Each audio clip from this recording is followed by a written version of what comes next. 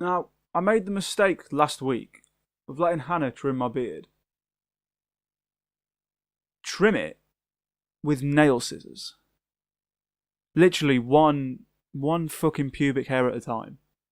And now, I'm struggling to find the shape. I mean, I've tried to correct it as much as possible. But it's not going well. So, welcome to Chatty Boy, episode number 5. Yeah, 5. I'm on my own this week. There is no Hannah. She's gone back to her real job, where she, actually works for money, whereas I sit here working by talking to myself for hours upon hours on end, pretending I've got friends. Living the dream. So yeah, I'm on my own this week, and in the spirit of Chatty Boy, I don't know what I'm going to talk about as of yet. I have a few things I want to get off my chest. Not off my chest. Just things swirling around my head that I think will be worthwhile talking about. So I want to talk about Netflix. More specifically, Netflix original content. Because yesterday, when I got home from work, severely hungover and balls deep in a Chinese, me and Hannah decided to watch a TV show called Atypical on Netflix. Now, I will read you the description of Atypical. Atypical. When a teen on the autism spectrum decides to get a girlfriend, his bid for more independence puts his whole family on a path of self-discovery. It's only a short TV show, 8 episodes. They're about half an hour to 40 minutes each. And me and Hannah binged the entire fucking thing last night because it was so good. So goddamn good. Like, Netflix really hit a home run with this one. So basically it's about this kid called Sam who's on the autism spectrum. He's high-functioning autism, so he's kind of like, you know how Sheldon Cooper is in The Big Bang Theory? He's kind of like that, but it's not portrayed as insensitively. He has funny quirks and he has that kind of literal sense of truth that Sheldon Cooper has, but the way that this TV show is made and shot, it isn't exploited to the point of hilarity. Like, his disability isn't made a point of comedy, which is what I realised was Sheldon Cooper's kind of shtick in The Big Bang Theory. Their whole focal point of that show, in a way, is Sheldon's disability and how funny it is. They kind of skip over what is exactly wrong with him. So this show, it's about 2 or 3 weeks in the life of Sam and him trying to open up and get a girlfriend and figure out what it means to be loved. Now, what was especially interesting about Atypical is how it wasn't just a complete focus on Sam. It darted around his family and his friends and how him having autism affected their lives just as much as it did his. And it gave a quite endearing, quite emotional, at times funny look into the life of coping with a child with autism. And I don't want to go too deep into the plot line or anything like that. I genuinely think it's something that needs to be watched. It was special, it was interesting, and it hooked me and Hannah for the entire 8 episodes, half an hour each, so 4-5 hours. We sat and watched it for 4 or 5 hours. Jesus, we are slobs of humans. Honestly, absolute disgusting people. Disgusting. Just stewing in our own filth, watching this TV show for 4 and 5 hours.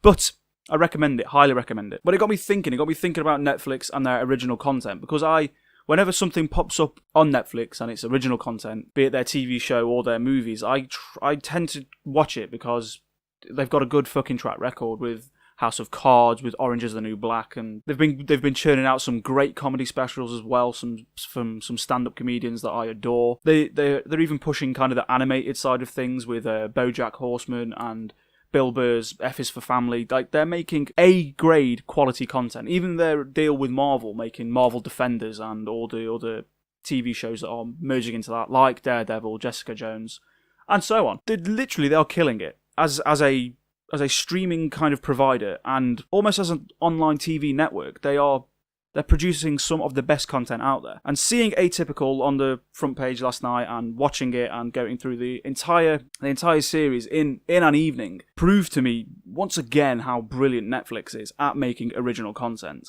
But I've noticed now that Netflix have started piling on the feature-length film bandwagon. The last 2 Netflix original films I watched disappointed me. disappointed me in a weird kind of way that Netflix content doesn't tend to do. So the first of these films that I watched was called The Circle. It's kind of an Orwellian kind of tale about a company called The Circle. And from what I gathered, The Circle is basically kind of a representation of a Google gone mad in a kind of way, where The Circle control everything. And The Circle, the company, is all about being interconnected and being entirely transparent with your life in a kind of futuristic technological way. So they've got like these cameras everywhere watching people. It's very interesting. Had a very, very good cast as well. They had Emma Watson playing the lead. They had Tom Hanks. They had Patton Oswalt in it as well. John Boyega was in it. A genuinely good cast. A genuinely good film. Super interesting. Up until the ending. It built up a fascinating tale, got you invested in the characters and what was going to happen, and rather than launching off that peak and kind of hitting the ending on a high note, it fell off the fucking edge, man. And it was so disappointing because it was so good up until that point, and then it just went fucking wrong. Like, no amount of Emma Watson or Tom Hanks could save it for me. Really, it was a bitter disappointment, because I had enjoyed it so much. And again, there was another film that we watched not long after that called To the Bone, about a girl with anorexia and her coming to terms with her anorexia and trying to find some form of therapy, trying to find some form of help, and how her illness with anorexia affected not just her, but her family life as well. Kind of like Atypical in a way. Tackling a subject of personal distress, but also figuring out how that personal distress affects the people around you. Fucking label. So quite similar to Atypical. And again, same as with The Circle. It was a great film, a great script, had an amazing cast. They got Keanu Reeves in it. Genuinely funny at times, heartwarming, emotional. But again, got to that ending, got to that peak, and instead of launching off, fucked it. Just completely dropped the ball. And dropped the ball not as much as The Circle, but still, I don't know, it could have... You know when you kind of see how you want something to end and how you can envision it ending, and like, you know as a viewer how the story could be wrapped up better than how it was?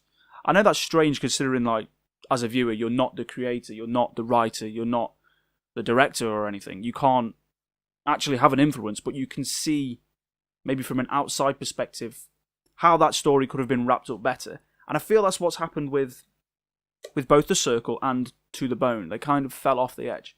Now, bear in mind, these are the only two Netflix feature-length films I've watched.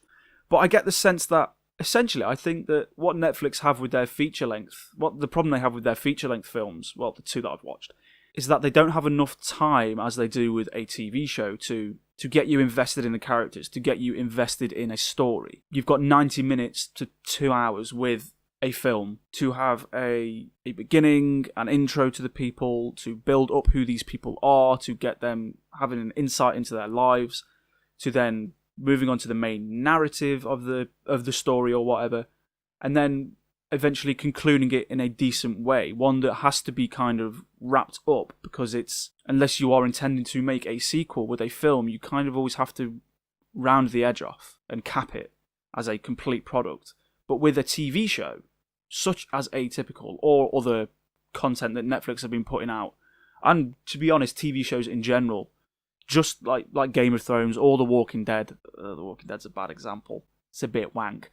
But I feel like you've got more time to get the viewer invested in the character. And having watched Atypical and watching the 4 or 5 hours of it, I feel like that is the perfect amount of time you need to get the viewer to fall in love with the character and fall in love with the story. I don't really know where I was going with that rant, to be honest.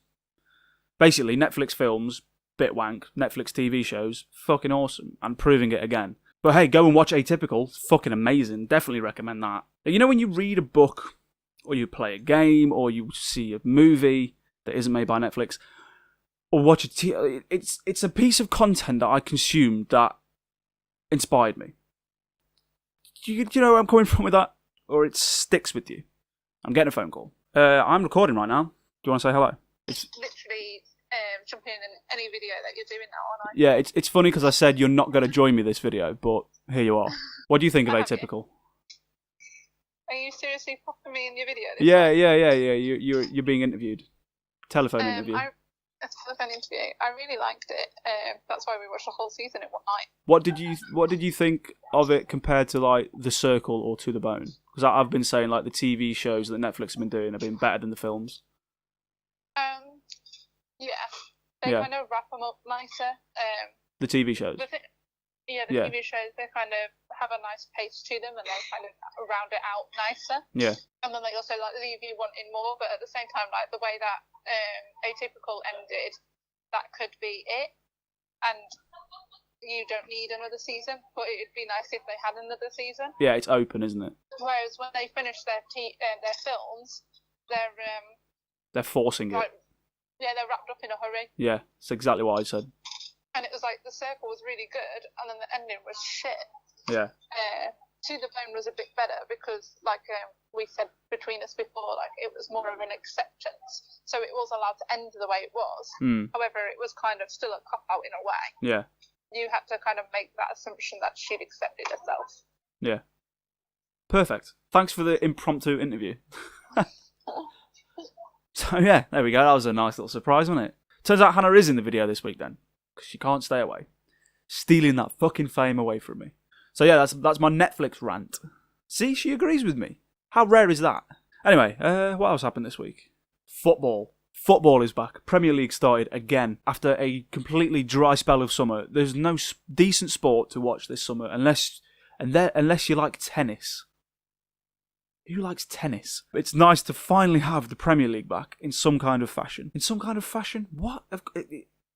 The only fashion it's in is it's back. So yeah, it's just nice because I work weekends at my real job, so it's just nice to have something to procrastinate with when I'm at work. Something to look forward to at 3 p.m. on a Saturday. Just being able to refresh that feed and watch that fucking scores tick up and down or whatever. It's nice. It's nice to have that back in my life. My fantasy team is up and running. I would tell you the name of it, but I think it's a little bit offensive, a little bit on the harsh side. See, the problem is with the fantasy teams, it's always shitty puns. I hate puns. I can't think of them for one, but I also think they're just the lowest form of comedy. So I go for the step above that. I go for the offensive, controversial ones that I try and work around the ban. I try to pick something as offensive as the word cunt, because they won't let me use... I can't call my team Cunt United. Manchester Cunt United. Didn't work. They picked up on it, on the team naming thing. So, but I've got a name that I'm proud of, and I'm working around it. And, even better, I'm currently top of my fantasy team league. A solid 83 points on the first weekend. Good start. So yeah, anyway... Rambling about my own achievements. The achievements of the teams that played over the weekend. Very impressive stuff from the sides that came up, to be fair, from the Championship. Huddersfield beat Palace 2-0. Out of nowhere. Didn't expect that. The bookies had Huddersfield as the least likely or lowest or complete underdog in the Premier League. Like, nobody thought they'd win a game.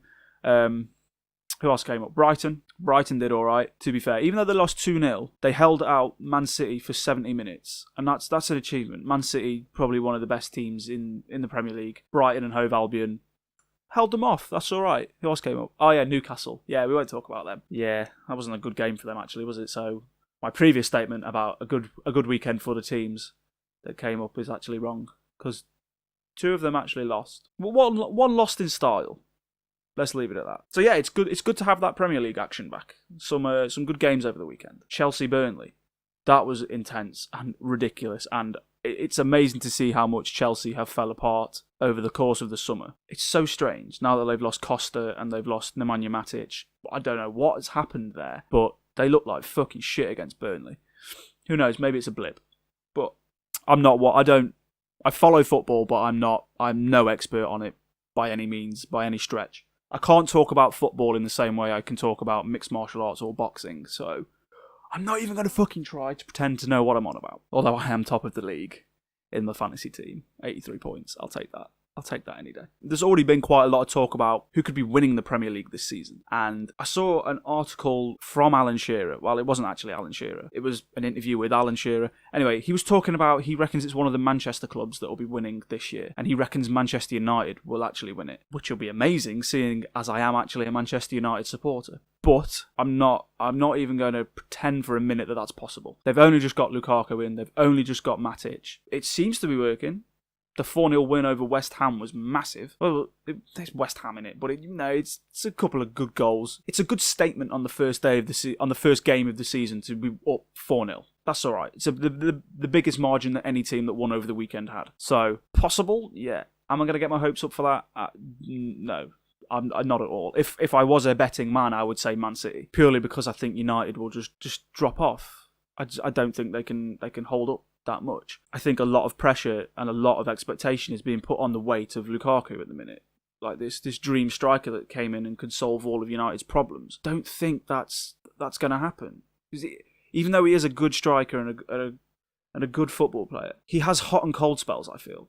With Everton last year, granted he's got a different team behind him, but with Everton last year, he'd have spells of 2 or 3 goals a game, and then he'd be dry for about 8 weeks. So I'm not gonna put too much weight on that. But here's hoping Alan Shearer's right. Okay, I'm done now. That's the end of Chatty Boy episode number 4. I'm now gonna go and play some Just Cause 3 because, surprisingly, even though I had an iffy start with that, because it came free on PS Plus this month, Just Cause 3, PS Plus, free game, great. Very happy about that because I've nearly bought that game multiple times at this point. Anyway, Just Cause 3. Started playing it, and it is by far some of the most fun I've had with a video game in a long time. So I'm going to go play that now. Thanks for watching. Much appreciated. Thank you for all your support if you are supporting me. The subscribers are slowly creeping up, so let's keep that up. I would like you to share, subscribe, give me a thumbs up, all the usual YouTube nonsense that would improve my chances at, who knows, making this into something I can do for a living. Basically, I've been looking at pool tables, and I really want a pool table. So that is a goal in life, to have a room or a space where I can buy a pool table and put a pool table in there. That's it. That's all I want. All I want in life is one simple material thing, a pool table. A decent one, not a shit one. A decent one. Anyway, I'm going to go before I run out of memory, battery, or fucking oxygen in this hot box of a room. So yeah, like, share, subscribe, follow me on Twitter @DarylDoes, leave a comment down below, hit me up on the Facebook page, I'll be there, I can answer whatever if you've got any questions. Anything you want me to talk about, any topics, throw them my way. I will do a little chat about them. We'll have a little chat about anything. I don't care. So yeah, speak to you soon. Love you a long time. Goodbye. Go watch Atypical. Rolf Harris under 16s. That's the name of my fantasy team. Is that too far? Technically, no. Let's not even go there.